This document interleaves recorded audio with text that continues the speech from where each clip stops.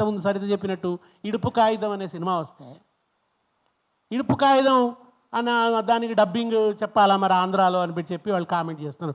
అవమానించడానికి తగిన వాతావరణ కల్పన జరుగుతున్నది. నిజానికి ఎన్ని సినిమాలు చూసినాం, మీ చరిత్రలు, మీ జీవితాలు, మీ పాటలు, మీ ప్రేమలు, మీ భాషలు, మీ పంటలు, మీ పొలాలు ఇవే చూసి కాలబెట్టినాం కదా 60 ఏళ్ళు.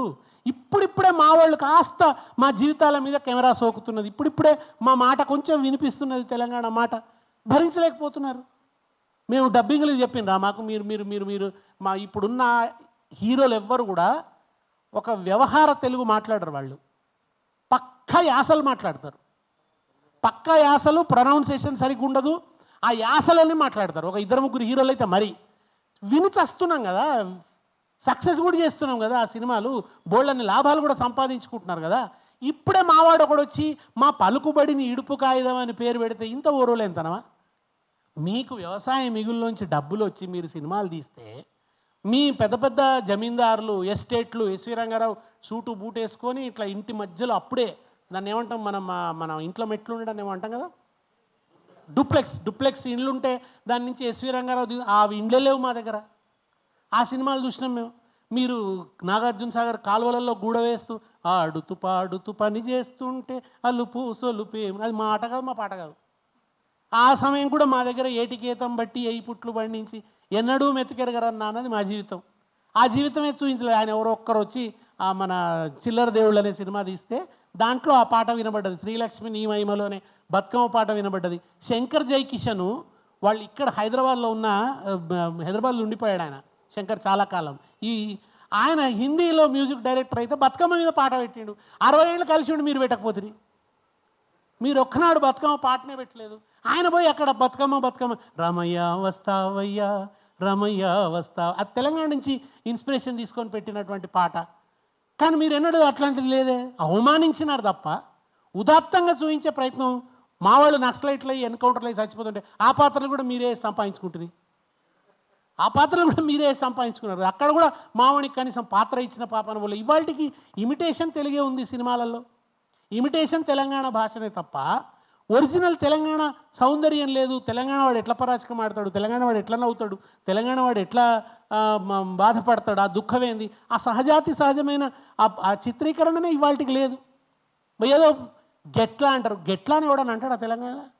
ఎక్కడ గా వస్తుంది ఆ స్పృహ నీకు లేదు. అది మాకు వస్తుంది. అది నీ అయ్య జాగిరాని అడుగుడు సులభం. ఎక్కడ గా వస్తుందో కూడా నీకు తెలియదు కదా. గెట్లా అనని ఎక్కడ అంటారు, గెట్లా అననే అన్నారు అసలు ఎక్కడ కూడా. నువ్వు అటువంటి కృత్రిమమైన తెలంగాణ మాట్లాడుకుంటూ వచ్చి నీ అయ్య జాగిరా అంటే ఏందన్నట్టు. నీకు నా భాషనే రానుడివి, నీకు నా భూమి నీది ఎట్లయితుంది, నా చరిత్రతో నువ్వు మమేకం కాకపోతివి, నా దుఃఖంతో నువ్వు మమేకం కాకపోతివి, నేను గొడగొడ ఏడుస్తుంటే నా పిల్లలు అగ్నికాహుతై చచ్చిపోతుంటే కూడా నువ్వు వ్యతిరేకంగానే మాట్లాడుతీవి. పైగా తెలంగాణ ఏర్పడ్డ రోజు ఉపవాసం ఉంటివి. ఇవాళ వచ్చి నువ్వు మీ అయ్య జాగిరా అని అడిగితే నిన్ను ఎట్లా తెలంగాణ ప్రజలు ఇవాళ కూడా నువ్వు వచ్చి తెలంగాణ ప్రజలకు దండం పెట్టాలి. తెలంగాణ ప్రజల జీవితాన్ని గౌరవించాలి, నమస్కరించాలి, బతుకమ్మ ఎత్తుకోవాలి, బోనం ఎత్తుకోవాలి, మమ్మల్ని క్షమించండి అనాలి. జరిగిన చరిత్ర ఇట్లా జరిగింది, మేము ఇట్లా చేసేది లేకుండా అనాలి. నువ్వు అట్లా ఏమైనా ప్రయత్నం చేస్తే ఒక అర్థం ఉంటుంది. కానీ వచ్చి నీ అయ్య జాగిరా అంటే ఇది ఈ అహంకారపు పోకడలు. ఈయన రావడానికి కారణం ఏమిది? ఇక్కడ ఫెసిలిటేటర్ ఉన్నాడు. ఆయనకు ఓ ఫెసిలిటేటర్ ఉన్నాడు. మళ్ళీ వ్యూహం కూడా చూడండి. పొన్నం ప్రభాకర్ ఏమో పవన్ కళ్యాణ్ వ్యతిరేకిస్తాడు, సీఎం ఏమో ఎన్టీ రామారావు విగ్రహం పెట్టి అటు అప్పీల్ చేస్తాడు. ఈయన అటు అప్పీల్ చేస్తాడు, ఈయన ఇటు అప్పీల్ చేస్తాడు. నాకు మళ్ళీ సమైక్యవాదం అప్పుడు ఉద్యమం కాలం నాడు కాంగ్రెస్లో ఒకడు తెలంగాణవాది, ఒకడు సమైక్యవాది. మళ్ళీ సేమ్ కుట్ర, సేమ్ టెక్నిక్ మళ్ళీ మొన్న కనబడుతున్నది. కనుక మళ్ళీ చరిత్ర పునరావృతం అవుతున్నట్టుగా అనిపించింది. కనుక అసలు నిజానికి పెట్టుబడి మారినప్పుడల్లా తెలంగాణ సినిమా, మన ఆంధ్ర సినిమా మారింది. వ్యవసాయం పెట్టుబడి నుంచి ఒక రకం సినిమాలు వచ్చినాయి. ఉమ్మడి కుటుంబాలు, విడిపోవడాలు అవి చూసినాం. ఏం చేస్తాం, మా కుటుంబాలు కావు. తర్వాత ఏమొచ్చినాయి, మీరు సారా పెట్టుబడిలోకి పోతే డాన్లు, ఏదో మన యుగంధర్లు, స్మగ్లర్లు, ప్రతి సినిమాలో VAT 69 ఫోటో అది మన అది కనబడేది, సీసా కనబడేది. మీరు సారా పెట్టుబడిలోకి పోతే అవి కనబడ్డాయి. మీరు రియల్ ఎస్టేట్లోకి వచ్చి రియల్ ఎస్టేట్ మాఫియా అని చెప్పి ఎవడు మాఫియా, మళ్ళీ తెలంగాణనే మాఫియా కింద చూపించిండు. ఇక్కడ ఉన్నటువంటి ఏదో చిన్న పాపం రౌడీలు వాళ్ళు ఏదో చిన్న ఇది చేసుకునే వాళ్ళందరినీ గూండాలుగా భయంకరంగా వికారంగా చేసి చూపిస్తుంటే అవి చూసి కాలబెడుతుంది. హైదరాబాద్ గుంటూరు నుంచి వచ్చిన హీరో ఆ తెలంగాణలో ఉన్న వాళ్ళను ఇక్కడ ఉండే చిన్న చిన్న వాళ్ళను 24 రీళ్లు తంతుంటే మేము చూసినాం. అదే మా పాలిట సినిమాలైనా. ఇవాళ ఓ సినిమా వస్తే దాన్ని మా భరించలేనటువంటి ఓ పరిస్థితి కనబడుతున్నది. వీటన్నిటికీ కారణం అట్లనే మన ఇప్పటిదాకా దేశపాండే గారు చాలా వివరంగా చెప్పారు. నీళ్ళ విషయంలో అంత ఆరాటంతో పోరాటం జరిగింది కదా, అసలు నీళ్లు ఉద్యమానికి కేంద్రంగా ఉన్నాయి కదా, దాని విషయంలో ముఖ్యమంత్రి చూపించేటువంటి ఉదాసీనత, ఒక వ్యూహాత్మకమైనటువంటి మౌనం, ప్రశ్నించే వాళ్ళ మీదే దాడి. ఇవాళ నదులు ఆంధ్రాకు పోతున్నాయి, నిధులు ఢిల్లీకి పోతున్నాయి. అప్పుడెప్పుడో మన బ్రిటిష్ కాలంలో వైస్రాయ్ ఉండి ఇక్కడి నుంచి కప్పం వసూలు చేసిపోయింది. ఇవాళ కాంగ్రెస్ వ్యవహారాల ఇన్ఛార్జ్ వైస్రాయ్ అయిపోయింది. ఇక్కడి నుంచి డబ్బు తీసుకుపోతారు అనమాట.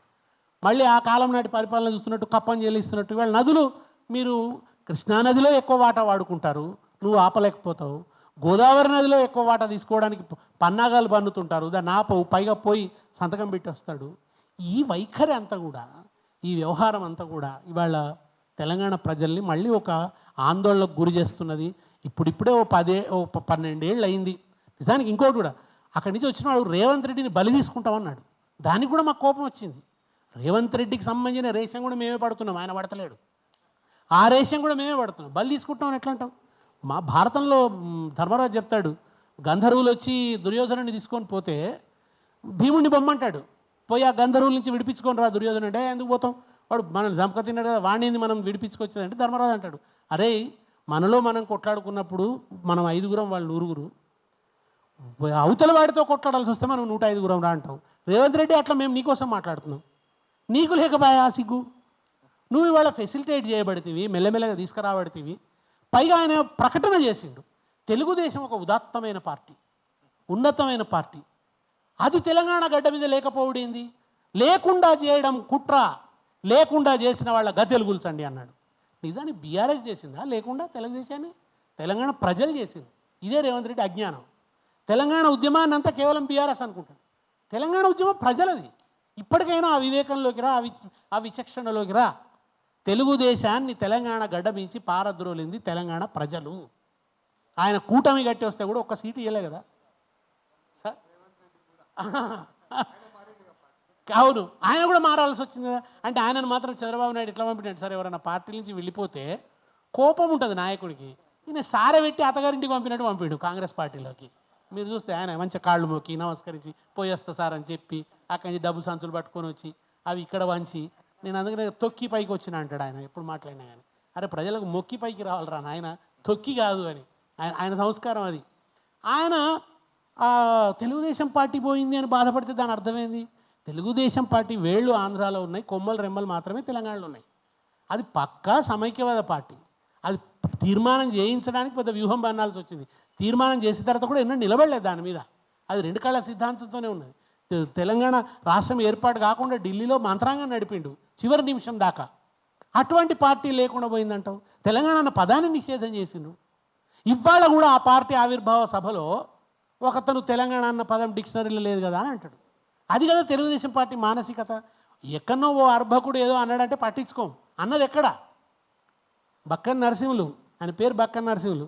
ఆయన భౌతికంగా బక్కగా ఉండడం లేదు కానీ భావజాలపరంగా చాలా బక్కగా ఉన్నాడు ఆయన. ఆయనకు పౌష్టికాహారం లేదు. తెలంగాణ ఆత్మగౌరవం అనే పౌష్టికాహారం ఆయనకి ఎవరు అందించలే. ఆయన ఎందుకంటే చంద్రబాబు నాయుడు దగ్గర ఉండి పౌష్టికాహార లోపంతో బాధపడుతున్నాడు ఆయన. ఆ చంద్రబాబు నాయుడు సమక్షంలో ఆ పార్టీ వేదిక మించి ఆయన అన్నప్పుడు నివారించినరా? ఎవరైనా వారించినరా ఆ పార్టీలో? కనీసం తెల్లవారి క్షమాపణ చెప్పినరా, ఇది తప్పు, మా పార్టీ వేదిక మించి ఇట్లా మాట్లాడాల్సింది కాదు అని క్షమాపణ చెప్పే ప్రయత్నం కూడా చేయలేదు. అది వాళ్ళ ఆవేదన కలిగిస్తున్నటువంటి విషయం. కనుక ఆ పార్టీ ఇక్కడ లేదు, ఆ పార్టీని తిరిగి తీసుకురాడు. రేవంత్ రెడ్డి ముఖ్యమంత్రి అయిన తర్వాత సంబురాలు చేసుకుంది తెలుగుదేశం పార్టీ. తెలుగుదేశం పార్టీ ఆఫీస్కి పోయి మన పొంగులేటి శ్రీనివాసరెడ్డి కృతజ్ఞతలు చెప్పి వచ్చినాడు. ఆ పార్టీని పునరుద్ధరించాలనే కోరికను ముఖ్యమంత్రి వ్యక్తి. విచిత్రం ఏంటంటే ఆయన కాంగ్రెస్ ముఖ్యమంత్రి, తెలుగుదేశం ఏజెంటా? ఈ వైఖరి వాళ్ళ తెలంగాణ అస్తిత్వం గురించి. దానికి ఆంధ్ర అనే ఒక వైరుధ్యం, మనకు రాష్ట్రం ఏర్పడడం అనేది పరిష్కారం అయిన తర్వాత ఆ తీవ్రత తగ్గింది. అప్పుడు ఏమిటి మరి తెలంగాణ అస్తిత్వానికి ఉన్న కోణం అంటే, తెలంగాణ ప్రజలు మనమంతా ఒకటి, మన అస్తిత్వం ఒకటి, మన సంస్కృతి ఒకటి, మనకు ఒక ఉమ్మడి గతం ఉంది, మనం అందరం అన్నదమ్ముల తీరుగా ఉండాలి అనే ఒక కిన్షిప్ ప్రజల మధ్య, ఆ కిన్షిప్ను డెవలప్, సకల జనుల సమ్మేళనం ఆ సకల జనస్ఫూర్తిని నిలబెట్టడం, ఎవరి పట్ల వివక్ష లేకపోవడం, అట్టడుగు కులాలను దగ్గర తీసుకోవటం, వీటన్నిటిని చేస్తూ అస్తిత్వ నిర్మాణం అనేది ఒక పాజిటివ్ యాంగిల్తో ముందటికి వెళ్ళాలి. దానికి సంబంధించిన కృషి విస్తారంగా ఉంది, చేయాల్సింది చాలా ఉంది. కొంత జరిగింది, కొంత జరగాలి. ప్రపంచ తెలుగు మహాసభలు పెట్టి తెలంగాణ తెలుగును గౌరవాన్ని చాటి చెప్పే ప్రయత్నం చేశాం. ఈ మానవుడు వచ్చింది ప్రపంచ సుందర పోటీలు పెట్టినాడు. అరే ఆడవాళ్ళ శరీరాల పోటీని పెట్టే సంస్కృతిని ప్రభుత్వం పెడితే ఎట్లా? ఎవడో కాస్మెటిక్ కంపెనీలు పెడుతుండంటే అర్థం ఉన్నది. ప్రభుత్వం ఎట్లా పెడుతుంది? పెడితే ఏమైంది చివరికి? ఆ ఇంగ్లాండ్ ఆమె పాప ఆమె పోయి మాతోని చాలా నీచంగా బిహేవ్ చేసిండ్రు కాంగ్రెస్ నాయకులు అని చెప్తే తెలంగాణ పరువు పోయినట్టు కాదా? అది తెలంగాణ ప్రతిష్టకు భంగకరం కాదా? అదే కాదు, ఇవాళ సినిమా బూతు పాటల సంస్కృతి ప్రభుత్వ వేదికల మీద ఎన్నడూ లేదు. రేవంత్ రెడ్డి వచ్చిన తర్వాత మొదలైంది. ఏదో కొడితే నాలుగు ఏదో ఉంటుంది, తిడితేనేమో తిడుతుంది, లేకుంటే ఏదో అట్లాంటి పాటలు, ఏదో యోయోకు రమ్మంటారు, ఇట్లాంటి పాటలు ప్రభుత్వ వేదికల మీద పాడతారా? అది పాడుతుంటే మంత్రులంతా కూర్చొని చప్పట్లు కొడతారా? దీన్ని ఈ బూతు సంస్కృతిని తీసుకురావడం, దాని యథేచ్ఛగా జరగడం, ఇదంతా కూడా ఈ వికృతత్వం అంతా కూడా, అంటే ఇది ఆ రకమైన సంస్కృతిని ఆహ్వానించడం, ఆ రకమైన సంస్కృతికి ఆమోదనీయతను సృష్టించడం, ఇది జరుగుతున్నటువంటి దారుణం. నిజానికి సినిమా అవార్డులకు గద్దర్ పేరు పెట్టినప్పుడు కూడా అందరం ఎందుకు అభ్యంతరం చెప్పినంటే, గద్దర్ సినిమా సంస్కృతికి వ్యతిరేకంగా పోరాడాడు. వ్యాపార విలువలకు ప్రత్యామ్నాయంగా ప్రజల పాటను నిలబెట్టే ప్రయత్నం గద్దర్ చేసిండు. ఆయన జీవితం అంతా కూడా అదే చెప్పిండు, అది వ్యాపార పాట, అది సరుకులాగా మారిన పాట, దానికి మానవ విలువలు ఉండవు అని చెప్పిండు. పోయి ఆయన పేరే పెడితే ఎట్లా? కుర్చీ మడత పెట్టి పాటకు గద్దర్ అవార్డు అంటే ఎట్లుంటుంది? ఎంత అన్యాయంగా ఉంటుంది ఇది! అట్లాంటి సినిమాలకు, అట్లాంటి పాటలకు, అటువంటి వాటికి నువ్వు గద్దర్ పేరు మీద అవార్డులు ఇస్తుంటే ఇది తెలంగాణ సంస్కృతిని నువ్వు కలుషితం చేస్తున్నావు, హీనపరుస్తున్నావు, న్యూనపరుస్తున్నావు అనే ఆవేదనలోంచి ఇవాళ మాట్లాడాల్సి వస్తుంది. ఇవాళ ఎవరు కూడా గట్టిగా తెలంగాణ అని కానీ, తెలంగాణ సంస్కృతి అని కానీ, దాని పరిరక్షణ అని కానీ మాట్లాడతలేరు. ఆ మాట్లాడలేని ఒక వాతావరణం, అది అయిపోయిన కథ అన్న ఒక వాతావరణాన్ని క్రియేట్ చేస్తున్నారు, లేదా మాట్లాడకూడదు అనే ఒక వాతావరణం క్రియేట్ అవుతుంది. కనుక పాలకుడే వ్యతిరేక మనస్తత్వంతో ఉండడం వల్ల ఈ సమస్య వస్తుంది. దీనికి అతీతంగా కూడా మన మీద చాలా కర్తవ్యాలు ఉన్నాయి. నిజంగా కూడా ఇవాళ అన్నిటికంటే కలవరపరుస్తున్న ఒక విషయం ఉంది, కుటుంబ బంధాలు విచ్ఛిన్నమవుతున్న తీరు. అదొక తెలంగాణనే కాదు, మొత్తంగా కనబడుతున్నది. అసలు భర్తను చంపిన భార్య, భార్యను చంపిన భర్త, పిల్లల్ని చంపేసిన తల్లి. శంకరాచార్యుల వారు ఒక మాట అన్నారు, ఎక్కడైనా దుర్మార్గుడైన పుత్రుడు ఉంటాడు కానీ దుర్మార్గుడైన తల్లి ఉండదు అన్నాడు. ఆయన నమ్మకాన్ని వమ్ము చేసే పరిస్థితి వాళ్ళు చూస్తున్నాం. తల్లులు పిల్లల్ని చంపుతున్నటువంటి వాతావరణం. ఇది ఏం సంస్కృతి? ఇది ఎక్కడి నుంచి వస్తున్నది? వీటి మీద సీరియస్గా ఆలోచించాలి. దీని మీద మొత్తం సివిల్ సొసైటీ మాట్లాడాలి. ఈ కుటుంబ సంబంధాలు ఎందుకు పోతున్నాయి, సామాజిక సంబంధాలు ఇంత, ఆ బెట్టింగ్ గేమ్లు ఏమిటి, యువత ఎందుకు నిర్వీర్యం అవుతుంది, యువతకు దిశానిర్దేశనం చేసే పరిస్థితులు. అమరజ్యోతిని నిర్మాణం చేస్తే ఆ అమరజ్యోతిని బంద్ పెట్టిండు.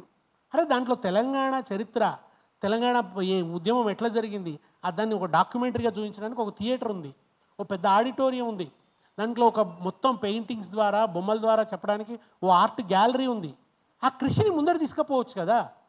దానివల్ల దాన్ని మూసిపెట్టడం కానీ, ఇట్లా దాడి చేయటం, అసలు ఈ విచ్ఛిన్నమవుతున్న సంబంధాలు, వీటి పట్ల ఒక సీరియస్ దృక్పథం లేదు. గంజాయి వాడకం పెరిగింది, బెట్టింగ్ గేముల పేరిట కుటుంబాలు నాశనమైపోతున్నాయి. వీటి పట్ల యువతకు ఒక దిశానిర్దేశనం చేద్దామనే ఆ స్ఫూర్తి లేదు. అటువంటి ఉదాత్తమైన స్ఫూర్తి లేకపోవడం, తెలంగాణ తనం లేకపోవటం, వీటి వల్ల ఇవాళ తెలంగాణ ప్రజల్లో ఒక రకమైన ఆవేదన ప్రబలుతున్నది. ప్రకాష్ రెడ్డి గారితో కూడా ఒక విజ్ఞప్తి ఏంటంటే, సార్ మీరు సాంస్కృతిక జాతీయవాదంలో భాగంగా తెలంగాణ వ్యాప్తంగా మీరు అనేక విగ్రహాలు పెడుతున్నారు. నిజంగా విగ్రహాలు పెట్టడంలో బీజేపీ వాళ్ళు కొంచెం ముందుంటారు. ఓ చౌరస్తా వచ్చిందంటే టక్కన వీళ్ళు అక్కడ ఒక విగ్రహం పెట్టేస్తారు. వాళ్ళు చాలా కాన్షియస్గా ఉంటారు. మీరు శివాజీ విగ్రహాలు పెడుతున్నారు, వీర సావర్కర్ విగ్రహాలు పెడుతున్నారు, అనేక మంది విగ్రహాలు పెడుతున్నారు. శివాజీ పట్ల మాకు గౌరవం ఉంది, ఆయన చేసిన ఒక గొప్ప పరిపాలకుడుగా ఆయన వేసిన ముద్ర, వీటన్నిటి మీద గౌరవం ఉంది. ఆయన విగ్రహాలు పెట్టుకోవాల్సిందే, పెట్టుకుందాం. మనం అనేక మంది జాతీయ నాయకులు, ఎందుకంటే మనకు జాతీయ స్ఫూర్తి ఉంది. గాంధీని పెట్టుకున్నాం, అంబేద్కర్ని పెట్టుకుంటున్నాం, మన రవీంద్ర భారతికి రవీంద్రుడి పేరు పెట్టుకున్నాం. నేను మీతో చేసే విజ్ఞప్తి ఏంటంటే, మీరు దాంట్లో భాగంగా తెలంగాణ వాళ్ళ విగ్రహాలు కూడా పెట్టండి. వాళ్ళ విగ్రహాలతో పాటు ప్రాంతీయతా స్ఫూర్తిని కూడా అనుసంధానం చేయండి. జాతీయవాదానికి ప్రాంతీయవాదాన్ని అనుసంధానం చేయండి. మీరు ఇక్కడ మన ఇప్పుడు ఇక్కడ తెలంగాణ ఎమ్మెల్యేలు వాళ్ళ కాన్స్టిట్యున్సీలలో సర్వాయి పాపన్ విగ్రహం పెట్టినారు, చాకలైలమ్మ విగ్రహాలు పెట్టుకున్నారు, కొండ లక్ష్మణ్ బాపూజీ విగ్రహాలు పెట్టుకున్నారు. యూనివర్సిటీలకు కూడా పేర్లు పెట్టుకున్నాం, జయశంకర్ పేరు పెట్టుకున్నాం, కొండ లక్ష్మణ్ బాపూజీ పేరు పెట్టుకున్నాం, కాళోజీ నారాయణరావు పేరు పెట్టుకున్నాం, పేరుని పునరుద్ధరించే ప్రయత్నం చేసినాం. ఇట్లా రకరకాల ప్రయత్నాలు జరిగినాయి. నేను మీతో కోరేది ఏంటంటే, మీరు విగ్రహాలు పెట్టేటప్పుడు తెలంగాణ వాళ్ళ విగ్రహాలు పెట్టండి. మీ నుంచి ఇప్పుడు మీరే ప్రస్తావించరు బత్తిని మొగులయ్య గౌడ్ విగ్రహాన్ని మీరు కూడా ప్రతిష్ఠించడానికి ప్రయత్నం చేయండి. ఎందుకంటే అన్నీ ప్రతిసారి ప్రభుత్వాలే చేయవు. మనం సివిల్ సొసైటీగా లేదా మనం ఒక కాన్షియస్ ఉన్నటువంటి సాంస్కృతిక ఉద్యమకారులుగా ఆ పనులు చేసినాం. మనం అసలు నిజానికి పాలక వర్గాల కన్నా తెలంగాణ సంస్కృతి నిర్మాణం, తెలంగాణ భావజాల నిర్మాణం బయట ఎక్కువ జరిగింది. బయట నుంచి ఎక్కువ కృషి ఉన్నది భావజాలాన్ని పరిపుష్టం చేయడంలో. కనుక అట్లా అందరం కూడా తెలంగాణ అస్తిత్వ స్పృహను కలిగి ఉండడం, తెలంగాణ అస్తిత్వ స్పృహకు కలిగే విఘాతాల పట్ల మనం విజిలెంట్గా ఉండడం, ఈ ముఖ్యమంత్రి పోతున్న పోకడలు, ఆయన ఫెసిలిటేటర్గా ఉండడం వల్ల తిరిగి తెలంగాణను ఆక్రమించడానికి జరుగుతున్న కుట్రలు, వాళ్ళు ఆక్రమిస్తే వచ్చే సమస్య ఏమిటి? ఎందుకు ఆక్రమణ అంటున్నావు? రేపు బనకచర్ల మీద వాళ్ళ వైఖరి ఏమిటైనా మనం వేస్తున్న ప్రశ్న. ఇంకా నీటి సమస్యలు ఉన్నాయి, మనకు ఇంకా విభజన సమస్యలు ఉన్నాయి. అవన్నీ ఉన్నప్పుడు ఈ ప్రశ్న వస్తుంది. కనుక తెలంగాణ ఉద్యమ సారాంశమే నన్ను నేను పరిపాలించుకుంటా, నా ఆత్మగౌరవాన్ని నేను కాపాడుకుంటా, నా అస్తిత్వాన్ని నేను నిర్మించుకుంటా, నా సంస్కృతిని నేను విశ్వవ్యాప్తం చేస్తా అనే ఈ ఆకాంక్షకి విఘాతం కలగకుండా అటు ప్రభుత్వము, ఇటు ప్రజలు, వివిధ సాంస్కృతిక సంస్థలు పనిచేయాల్సి ఉందని విజ్ఞప్తి చేస్తూ సెలవు.